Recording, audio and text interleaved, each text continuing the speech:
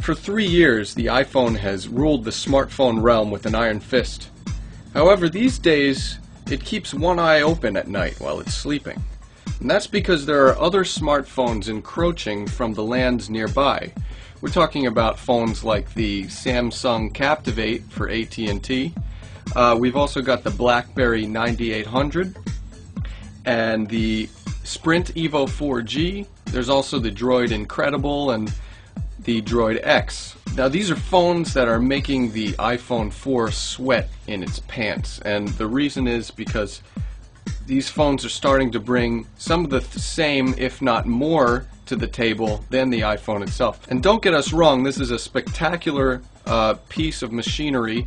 It's beautifully crafted. It's probably the nicest phone as far as design and entertainment on the market. However, the iPhone 4 shies away from integrated web content right out of the box, and we don't like the fact that we still can't customize our own sounds for a simple thing like receiving a text message or an email. But there's still a significant roster of upgrades that makes the iPhone 4 one of the best contenders in its class. First off, let's get the antenna issue out of the way. If you happen to be one of the 0.55% of customers that did have an antenna issue, we suggest duct tape. It's a little harder to access the touchscreen, but reception is vastly improved. Okay, I'm just kidding. We had no problem with the antenna, and Apple's throwing a free bumper and software upgrade at you, so if you do have a problem, you can return it and get a full refund anyway. Let's talk about this sexy design. The iPhone 4 is composed of 2 aluminosilicate helicopter-grade glass panels that sandwich the 1 GHz Hummingbird A4 processing guts, equipped with 512 megabytes of RAM and a gyroscope and accelerometer combo for advanced 3D gaming and rendering. Bonding together the 2 high-grade sheets of glass is a stainless steel band which acts as an antenna, insert your joke here, and houses a dual mic setup for noise suppression and noise cancellation.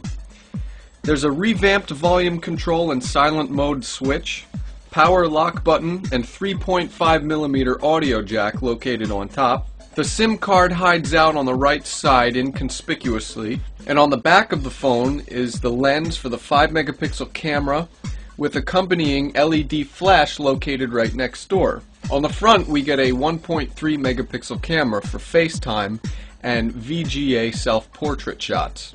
It's Retina display time. Apple's Retina display packs in a plethora of pixels in a 3.5-inch screen. It's a 960 by 640 pixel resolution, which equates to 326 pixels per inch. It has an 800:1 contrast ratio, which is interesting when stacked up against the Captivate's 50,000:1 contrast ratio.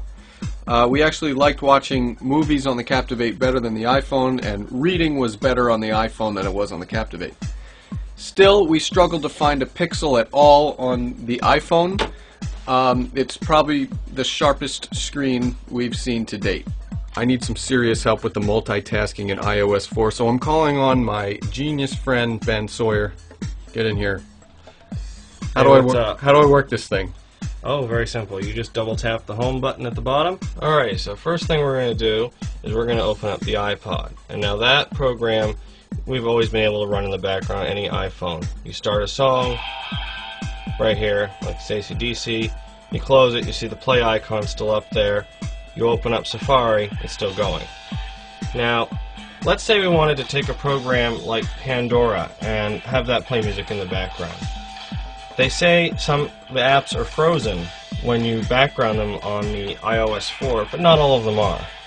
We'll go ahead and exit out of Safari and go to Pandora now through the multitasking by double tapping the home button. You go right in there.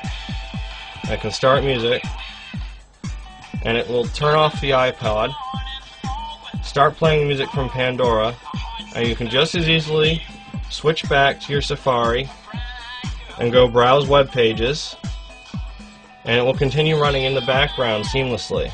Now here's one little fun fact about Apple's multitasking, and that's Windows Mobile has had this for about a decade, and Apple just kind of tweaked it and mass-produced it. Alright, how about that 5-megapixel camera? You simply open the camera app,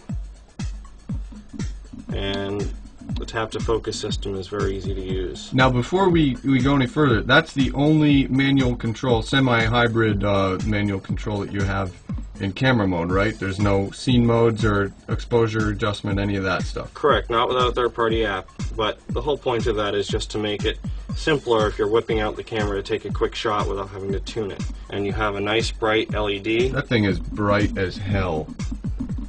If you go to the main page here, it now has places, just like in iPhoto, where you can look at your photos based on where you've taken the pictures. I'm going to show you how easy it is to do a self-portrait if you want. And here we are recording the iPhone 4. Image quality was very, very good on the iPhone 4. It beat out the Captivate. It beat out any other cell phone we've ever tested. How about sound quality, voice quality? What's that like? It was excellent for us. Ben's going to tell us about that.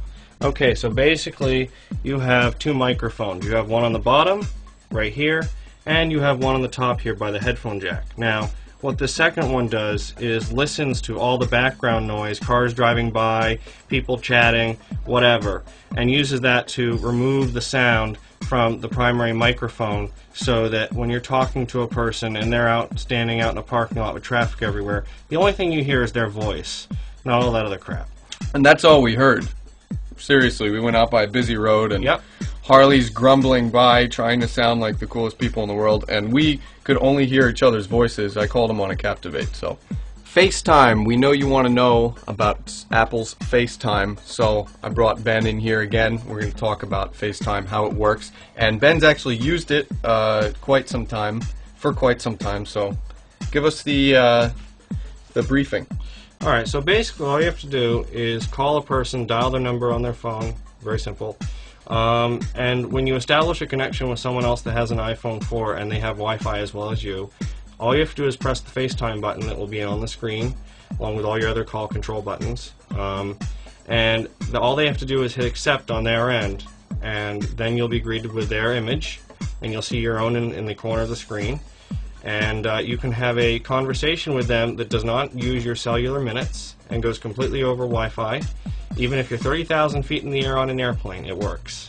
And you can also press a button on the lower corner of the screen that will flip the image around, and you can show whoever that you're talking with whatever you're looking at using the 5-megapixel camera, like the view out of the plane.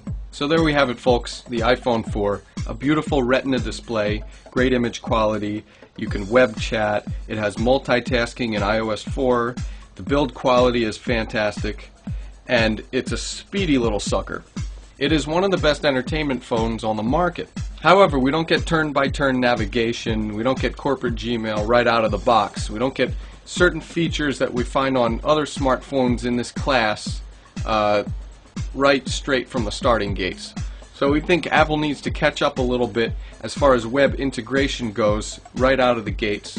And we also want to be able to customize our ringtones and text message tones, email alerts, all of those without having to deal with purchasing and tricking the phone system by jailbreaking it. Is the iPhone still a Jesus phone? Well, we don't think they knocked it out of the park this year, but it's still a significant improvement and upgrade from the 3GS. We recommend checking out all of the smartphones in this class before you go and settle on an iPhone 4. For InfoSync World, I'm Mike Perlman.